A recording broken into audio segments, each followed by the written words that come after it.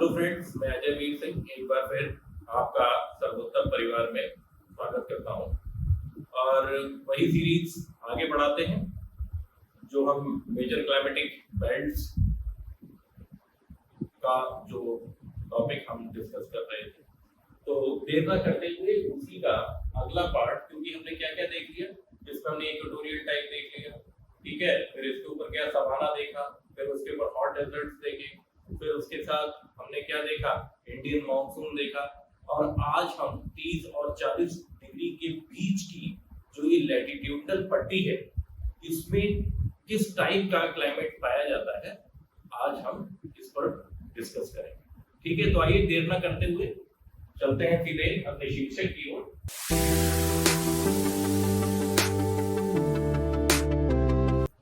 जो Mediterranean climate है, ये डिस्कस आज हम करने वाले हैं।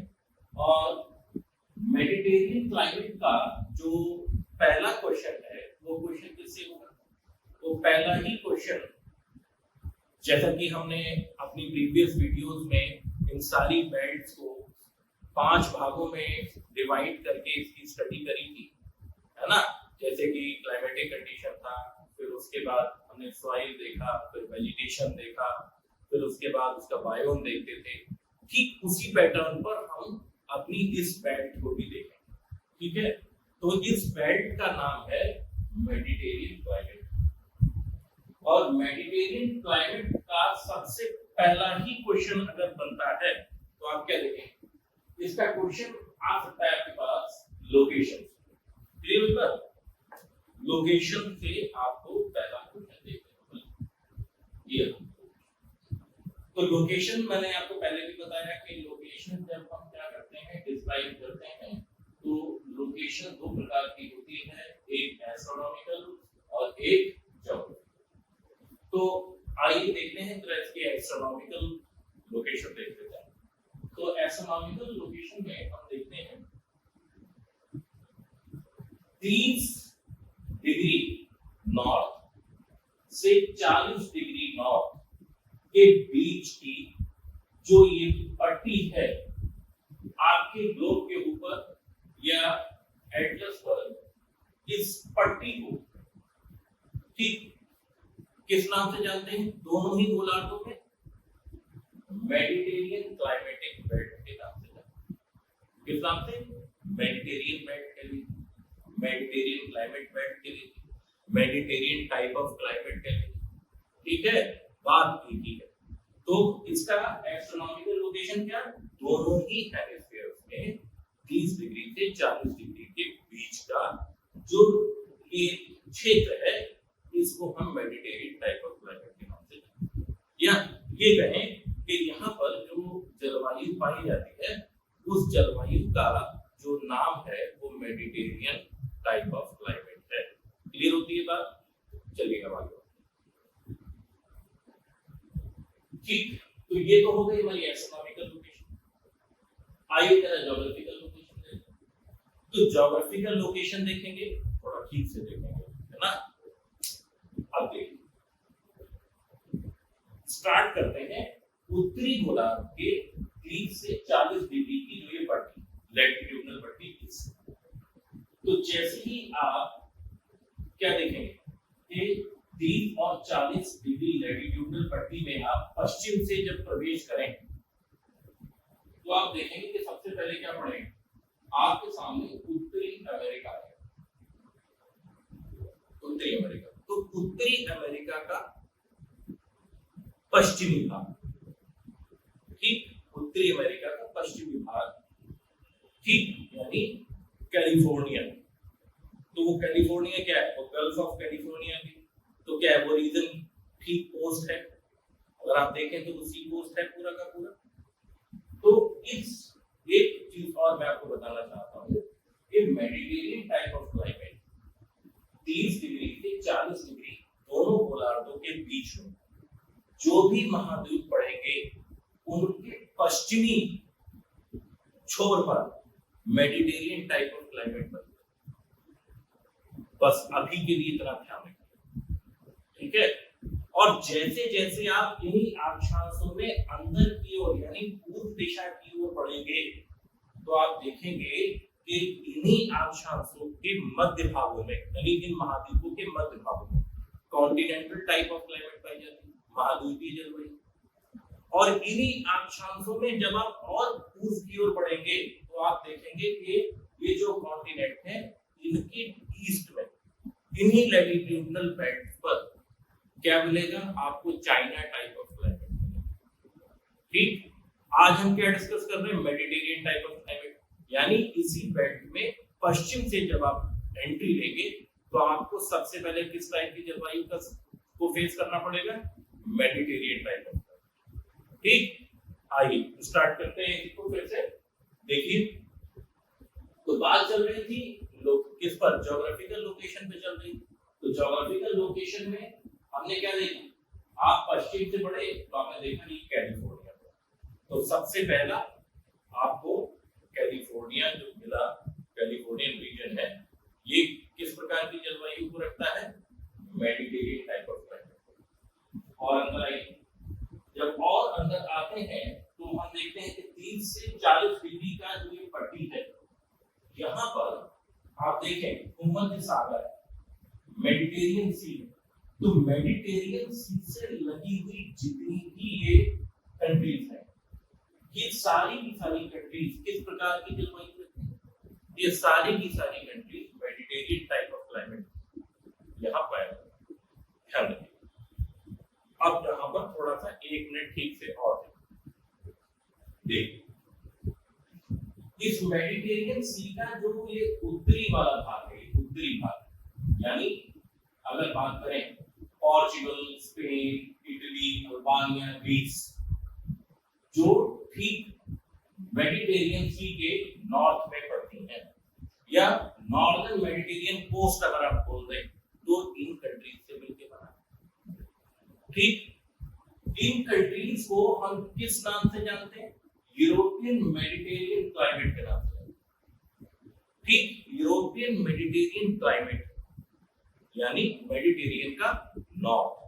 तो नॉर्थ में मेडिटेरियन सी के नॉर्थ में जितनी भी यूरोपियन कंट्रीज हैं जो कि मेडिटेरियन के नॉर्दर्न कोस्ट पर हैं, उनको किस नाम से जानते हैं, यूरोपियन मेडिटेरियन क्लाइमेट के नाम से जानते हैं। इधर आ जाइए, मेडिटेरियन सी का जो ये पूर्वी छोर है या ईस्टर्न कोस्ट है, ये एशिया से कनेक्ट है। तो वो एशियन कंट्रीज कौन सी जो मेडिटेरियन के ईस्टर्न कोस्ट पर स्थित है, तो वो देखिए, तुर्की, सीरिया, लेबनान। तो ये जो जोन है ये किस नाम से जाना जाता है, एशियन मेडिटेरियन क्लाइमेट के नाम से। यानी ये कहें कि इस जोन में किस टाइप का क्लाइमेट है, एशियन मेडिटेरियन क्लाइमेट।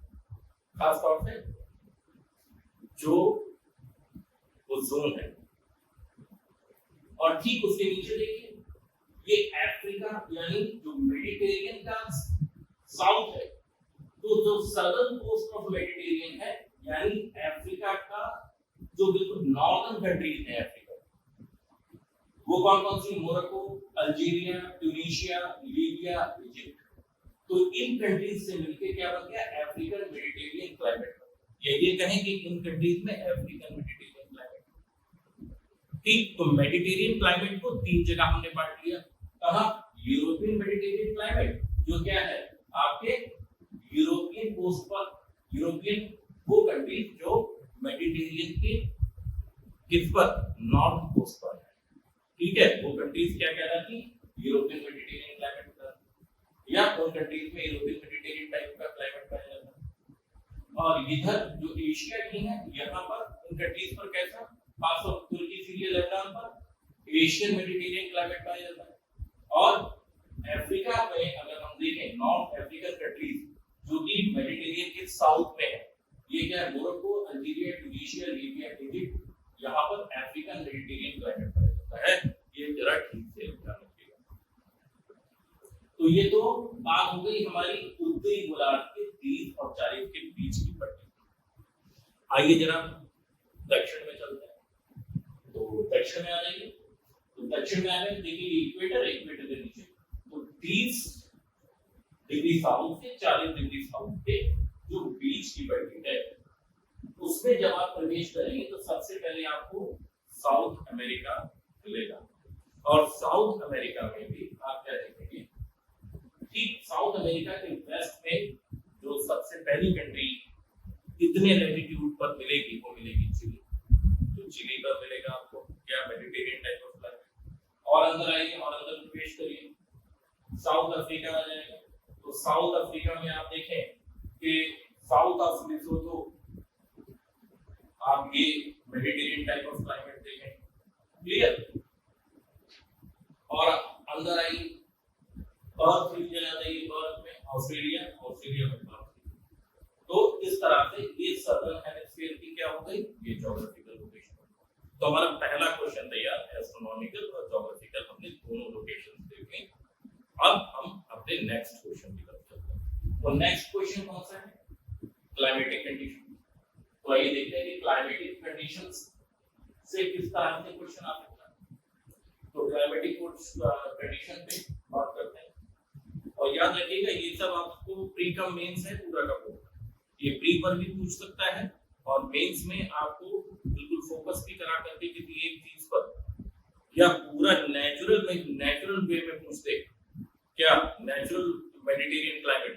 तो ये जितनी चीजों को हम तोड़ के स्टडी कर रहे हैं उन सबको सम्मिलित रूप से एक जगह लिखना होगा।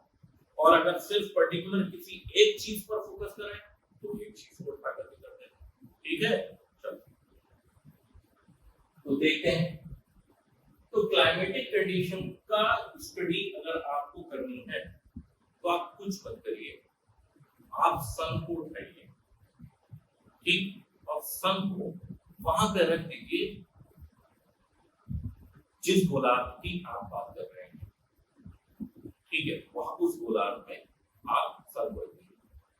आप अपने आप देखेंगे कि बहुत सारे प्रश्नों के उत्तर लगभग आप बताना शुरू कर देंगे, ठीक है। तो देखिए मैंने भी यही किया। तो मैंने क्या काम किया, मैंने सन को उत्तरी गोलार्ध में अभी क्या करा, रख दिया, क्लियर। सन को उत्तरी गोलार्ध में रख दिया। कहा, सन का भी आपको पता होगा कि 23.5 उत्तरी और 23.5 दक्षिणी, कि ना तो कभी उत्तर जाएगा और ना ही कभी दक्षिण आएगा, उसकी यात्रा इन्हीं के बीच में ही रहती, यानी इस ट्रॉपिकल बेल्ट में ही रहती, ये हम समझा। तो मैंने 23.5 के सामने सन रख दिया, ठीक, यानी 21 जून का समय लगा दिया। और 21 जून का मतलब यहाँ सीजन क्या होगा, समर होगा, ठीक। अब देख लेते हैं एक एक करके कि कैसी क्लाइमेटिक कंडीशंस होने वाली है, क्योंकि क्लाइमेटिक कंडीशंस के लिए क्लाइमेटिक एलिमेंट्स का अध्ययन करना होगा। तो आइए देखते हैं। तो इंसोलेशन कैसे प्राप्त करेगा इस अवधि में, जब सन यहाँ पर भाई 30 से कोई ज्यादा दूर थोड़ी है, भाई 30 डिग्री जो नॉर्थ है वो 23.5 से कोई बहुत ज्यादा दूर थोड़ी है, ठीक है। तो इंसोलेशन कैसा होगा, इंसोलेशन तो हाई होगा, ठीक। और टेम्परेचर कैसा होगा, देखिए इंसोलेशन हाई तो टेम्परेचर हमने देखे हमेशा हाई, पर यहाँ पर ध्यान दीजिएगा, यहाँ पर थोड़ा खेल है। टेम्परेचर मॉडरेट है, कितने 20 डिग्री सेंटीग्रेड से 25 डिग्री सेंटीग्रेड से कभी ऊपर टेम्परेचर नहीं होता है, मेडिटेरियन टाइप ऑफ क्लाइमेट। और इंसोलेशन आप देख ही रहे हैं, इंसोलेशन अच्छा हाई प्राप्त होगा। अब इसके लिए आप तैयार हो जाइए, यहाँ पर आपसे इस फेनोमेना पे क्वेश्चन आ सकता है कि भाई बताइए ऐसा क्यों। तो आइए देखते हैं ऐसा क्यों। तो आप क्या करेंगे, व्हाई क्वेश्चन मार्क, ऐसा क्यों है। आइए, इसका सबसे बड़ा कारण क्या है, इसका सबसे बड़ा कारण ये है कि water bodies regulates the temperature, water bodies regulates the temperature. हमने excuse me, water bodies regulates the temperature, मैं आपसे ये बात बोल के गया, ठीक है, वो लिखा हुआ भी है वहां पर। तो वाटर बॉडीज रेगुलेट करती है टेंपरेचर। आप ये बात बहुत अच्छी तरह जानते हैं कि जो ओशियंस का जो फेनोमेना है वो किस पर काम करता है, वो ना तो कभी बहुत ज्यादा ठंडे होते हैं और ना ही लगभग बहुत ज्यादा गर्म। ठीक, या ये कहें वो देर से गर्म और देर से ठंडे होते हैं, बात बराबर है। तो इसीलिए जब सन 23.5 पर है तो क्या होगा, इंसुलेशन इसका प्राप्त होगा। तो जो ओशियंस हैं वो रेगुलेट कर लेते हैं टेम्परेचर को। कैसे भाई, जो सतह गर्म हुई इवेपोरेट होकर ऊपर चली, नीचे से ठंडा जल ऊपर आ गया, अब इसके ऊपर से जो हवा बहेगी वो ठंडी हो जाएगी, तापमान क्लियर बात, समझ रहे हो। और देखो वेस्टर्लीज चली तो क्या होगा, वेस्टर्लीज ऊपर की लेयर को या वार्म लेयर को, वाटर को अपने साथ ले गए, तो नीचे से क्या हुआ, ठंडी लेयर ऊपर, टेम्परेचर क्या हुआ, कम हो। क्लियर हुई बात। तो इसीलिए हम क्या देखते हैं कि इन जोन्स में वाटर बॉडीज रेगुलेट कर देती है टेम्परेचर को, और वाटर बॉडीज कैसे रेगुलेट करती है वो मैंने भी आपको बता दिया। क्लियर हुई बात। तो यही उसका पीछे का कारण है।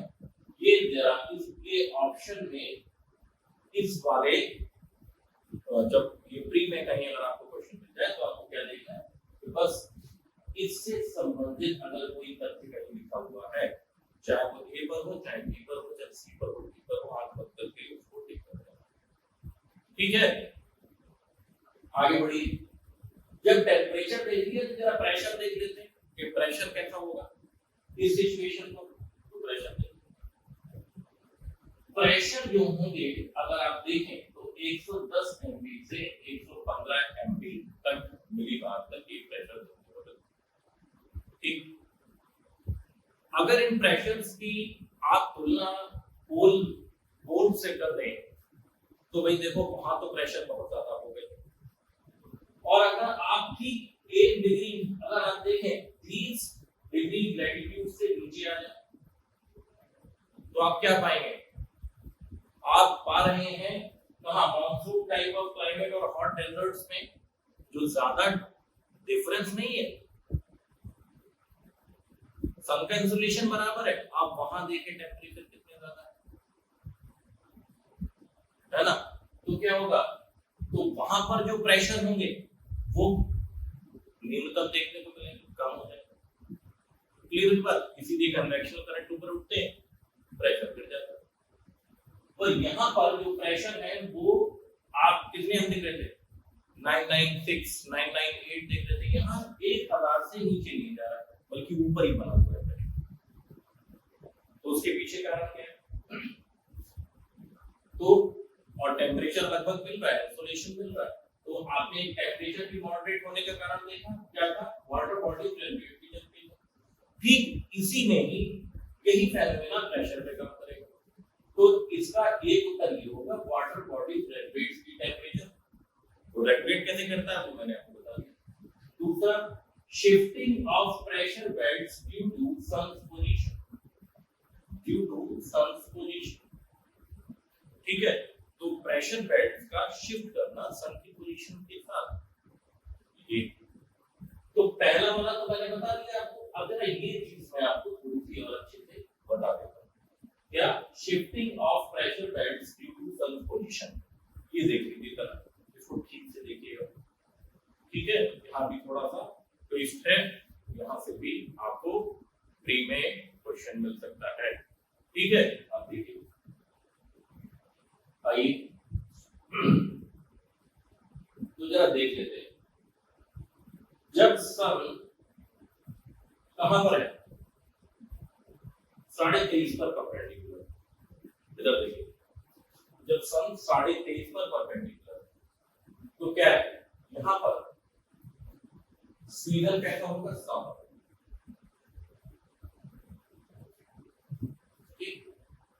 अब इस सिचुएशन पे क्या होगा कि ये चीज आपको मैं पहले भी बता चुका हूं, और आपको मैं शायद बता भी हूं, नहीं पता है तो सुन लीजिए। सन जिस गोलार्ध में परपेंडिकुलर होता है उस गोलार्ध की जितनी भी प्रेशर बेल्ट्स हैं वो सब क्या करते हैं, शिफ्ट करते हैं। ठीक है, यहां पर देखिए उत्तरी गोलार्ध में क्या है, सन परपेंडिकुलर, तो उत्तरी गोलार्ध की जितनी भी यहाँ पर प्रेशर बेल्ट्स होंगी वो नॉर्थ की तरफ शिफ्ट कर देते हैं। भाई जब आग लगी हुई होती है तो आप आगे बढ़ोगे कि पीछे हटोगे? आप पीछे हटते हो। तो क्या हुआ, यहाँ आग ही तो लगी हुई है क्योंकि उत्तरी गोलार्ध के सन परपेंडिकुलर है। तो क्या होता है, यहाँ की जो प्रेशर बेल्ट्स है वो अपने नॉर्थ में शिफ्ट कर जाते हैं। क्लियर?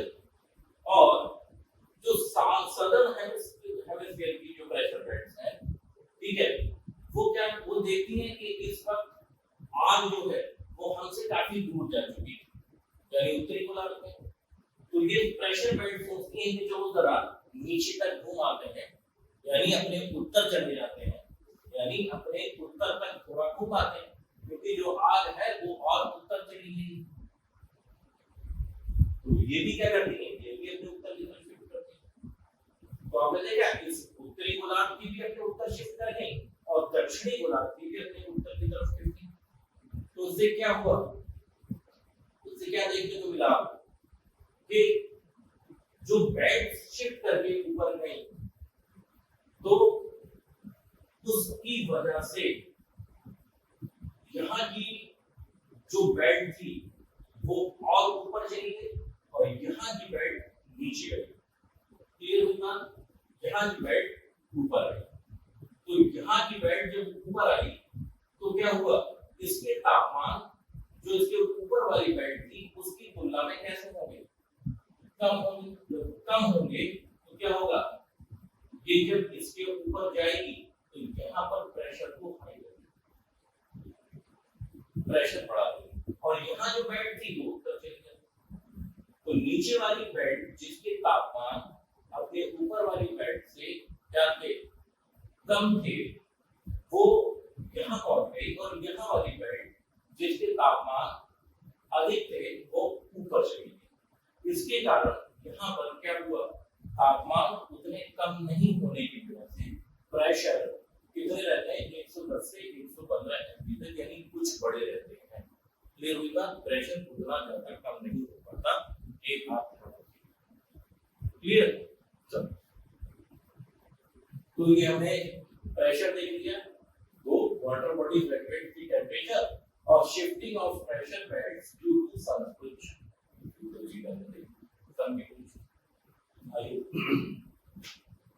तो सीजन कैसा होगा, समर होगा। आइए विंड देख लेते हैं, विंड कैसी होगी। तो विंड कैसी चलेगी, विंड चलेगी है वेस्टर्ली, वेस्टर्ली विंड चलती है। पछुआ पवने, पछुआ पवने कैसी चलती है, देखिए गाड़ी 30 और 35 डिग्री से बाहर चली गई, लैटिट्यूडनल एक्सटेंशन हो चुका है और हमें पता है कि लगभग 30 और 35 के बीच की एक सब ट्रॉपिकल हाई प्रेशर बेल्ट होती है और इसी से आप देखें दक्षिण की तरफ, उत्तरी गोलार्ध में दक्षिण की तरफ ट्रेड चलती हैं और उत्तर की तरफ पछुआ यानी वेस्टर्ली चलनी शुरू करती है। ठीक इसी तरह से आप देखें दक्षिणी गोलार्ध इसी डिग्री से चलनी शुरू होती है। क्लियर हुई बात? अब देखिए तो अब कौन सी चलेंगी, यहाँ कहाँ पहुंचा हुआ है लैटिट्यूड 40 तक, तो जब 40 तक पहुंचा तो कौन सी विंड होगी, यहाँ पर विंड चलेगी वेस्टर्ली। ठीक है, नॉर्थ में नॉर्दर्न वेस्टर्ली, साउथ वाले हेमिस्फीयर में सदर्न वेस्टर्ली। तो आप देखेंगे जब हमने ये देख लिया कि सन को यहाँ देख करके हमने क्लाइमेटिक कंडीशंस देख लिए, तो आइए देखते हैं कि यहाँ के ठीक अपोजिट क्या कंडीशन है। अपोजिट कंडीशन क्या होंगे जब सन यहाँ पे परपेंडिकुलर यानी उत्तरी गोलार्ध। तो फटाफट देखते हैं इसको। तो देखिए अब सन यहाँ पर परपेंडिकुलर है तो हम दक्षिणी गोलार्ध में इक्वेटर के नीचे की क्लाइमेटिक कंडीशन देख लेंगे। ठीक, तो इंसुलेशन कैसा होगा भाई, जब सूर्य की किरणें तिरछी हो गई तो इंसुलेशन कैसा मिलेगा, सूर्य तप मिलेगा लो। जब सूर्य तप लो होगा तो टेम्परेचर कैसे हो जाएंगे, तो टेम्परेचर भी लो होने चाहिए और टेम्परेचर लो नहीं है। टेम्परेचर कैसे है, मॉडरेट। और मॉडरेट क्यों है वो आप बहुत अच्छी तरह जानते हैं, इसलिए आप देखिए कि water bodies regulates the temperature, ये शॉर्ट में लिख दिया मैंने। Water bodies regulate the temperature, उसकी वजह से क्या होता है, टेम्परेचर इतने ज्यादा जाएगी ना, वर्ष भर इतने टेम्परेचर रहता है। फिर प्रेशर कैसा होगा, यहाँ पर प्रेशर हाई होगा, प्रेशर हाई होगा। क्यों प्रेशर हाई होगा, आप बताइए, प्रेशर कैसा होगा, हाई, बताइए प्रेशर कैसा होगा। आपने यहाँ प्रेशर देखा तो यहाँ प्रेशर कितने थे, ठीक है, तो यहाँ पर कितने हो जाएंगे प्रेशर, तो यहाँ पर प्रेशर थोड़ा सा आप ज्यादा देखेंगे यहाँ की तुलना, ठीक है। क्यों, क्योंकि शिफ्टिंग भी आप देख रहे हैं, नीचे वाली क्या होगी, नीचे से होल से हवाएं और ऊपर की तरफ बढ़ने लगती, एयर प्रेशर शिफ्ट करता है, मैंने अभी बताया किसकी वजह से, सन की वजह से।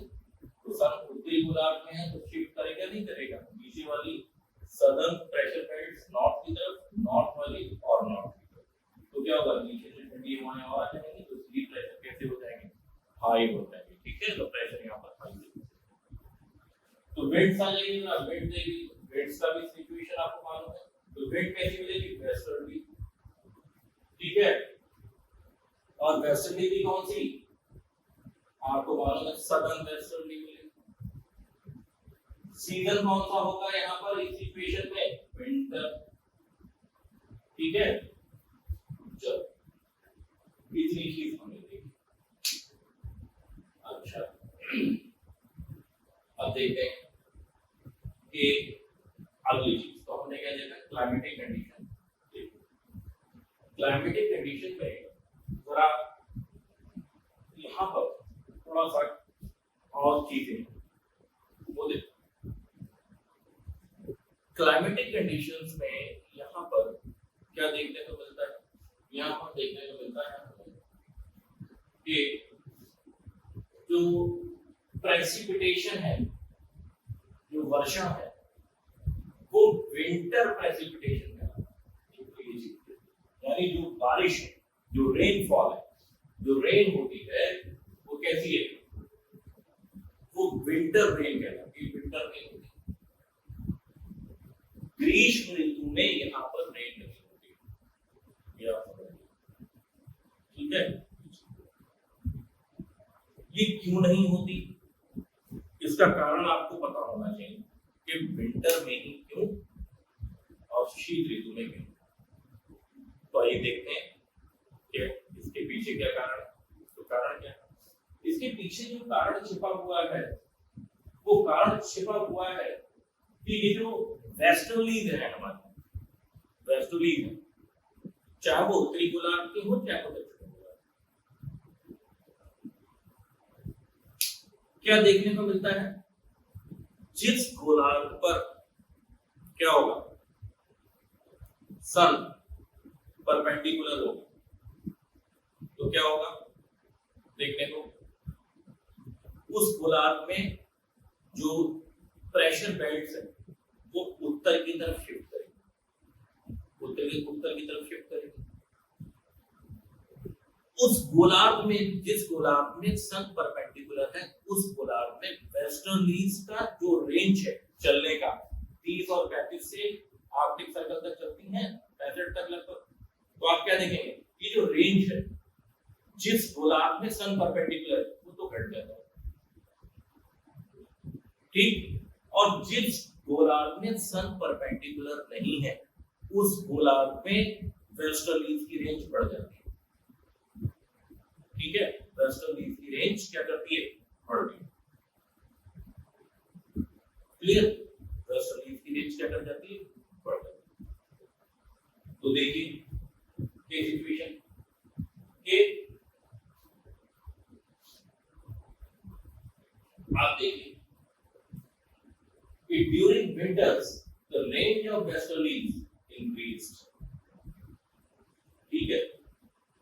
कहां, इधर, during winters range of westerlies increased, तो इसका मतलब क्या हुआ, वही तो हुआ जो मैंने बोला कि जिस गोलार्ध में सन परपेंडिकुलर है उस गोलार्ध में तो वेस्टर्लीज की रेंज क्या होगी, घट जाएगी।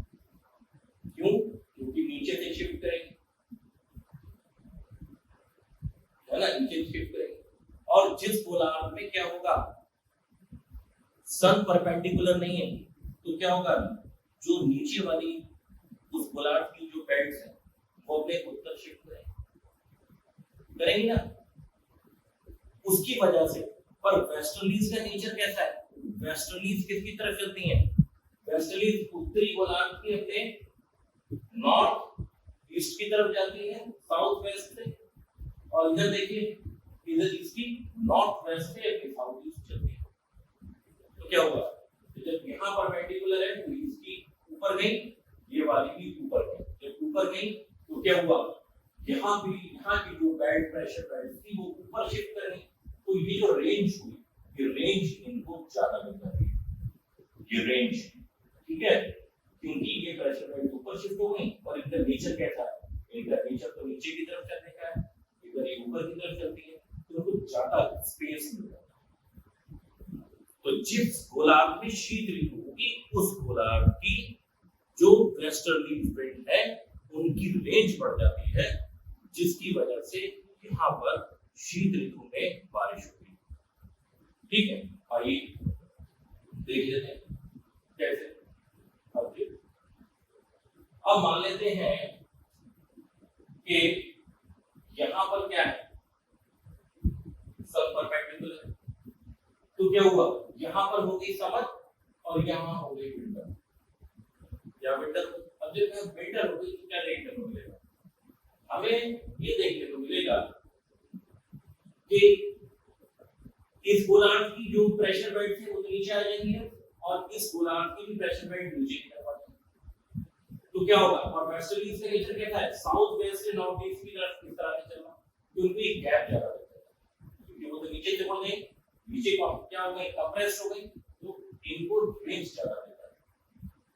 ये चीज मैं आपको बता रहा हूं। और जब इनको रेंज मिल जाती है तो क्या होता है, ये कहां से, जब रेंज इनको ज्यादा मिल जाती है तो ये अपने ओशियंस के ऊपर आ जाती है। मोस्टली ओशियंस के ऊपर से ये चलना शुरू कर देती है ऊपर की तरफ। और जब ओशियंस के ऊपर ज्यादा बड़े रेंज में जब ये चलती हैं तो ये मॉइस्चर कैरिंग कैपेसिटी इनकी बढ़ जाती है। और मॉइस्चर कैरिंग कैपेसिटी जब इनकी बढ़ जाती है तो ये क्या काम करती है, यहाँ से उठाती है क्या, नमी को, और ले जा करके कहां, इस जोन में बारिश कर देती है। ठीक है, और जब इधर विंटर होती है तो सेम सिचुएशन इधर इधर की रेंज बढ़ जाती है, उठाई नमी और बारिश कर दी कहां, यूवी पर, यहाँ, इसीलिए आप देख रहे हैं कि क्या है, यहाँ पर आपको ये सिचुएशन मिलती है कि विंटर्स में यहाँ बारिश, ठीक। और ग्रीष्म में क्यों नहीं होती, ग्रीष्म में क्यों नहीं होती, तो मैंने आपको बता दिया कि समर क्यों ड्राई रहती है।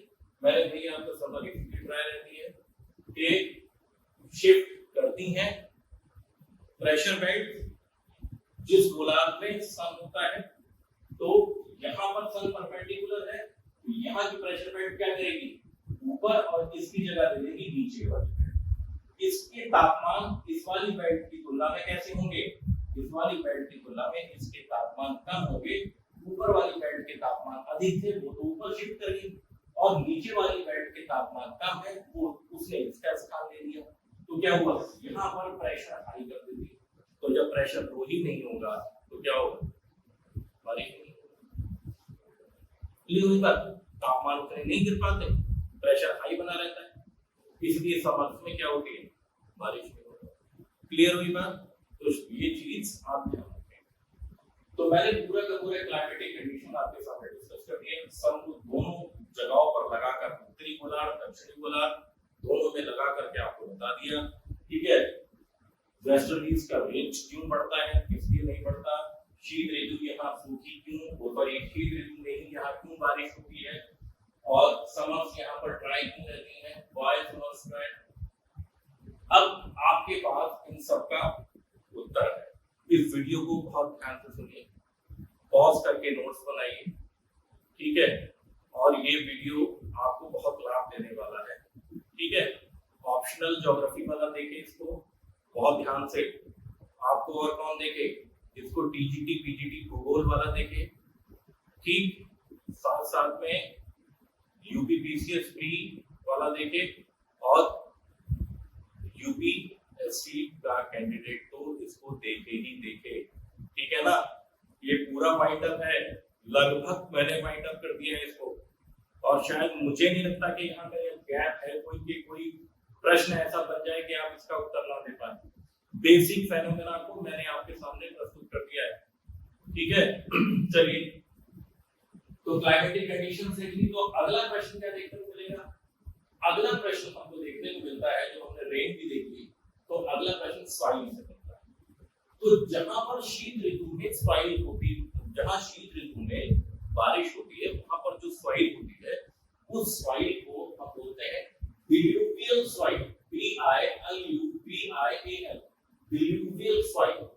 इसका नेचर कैसा होता है? इसका नेचर होता है रफ, बच्चों, रफ नेचर की होती है, ठीक है। चलो, डिल्यूवियल सॉइल इसको बोला जाता है। और आप देखें कि जब हमने सॉइल देख लिया, तो सॉइल के बाद अब देख लेते हैं थोड़ा सा यहाँ पे नेचुरल वेजिटेशन देख लेते हैं।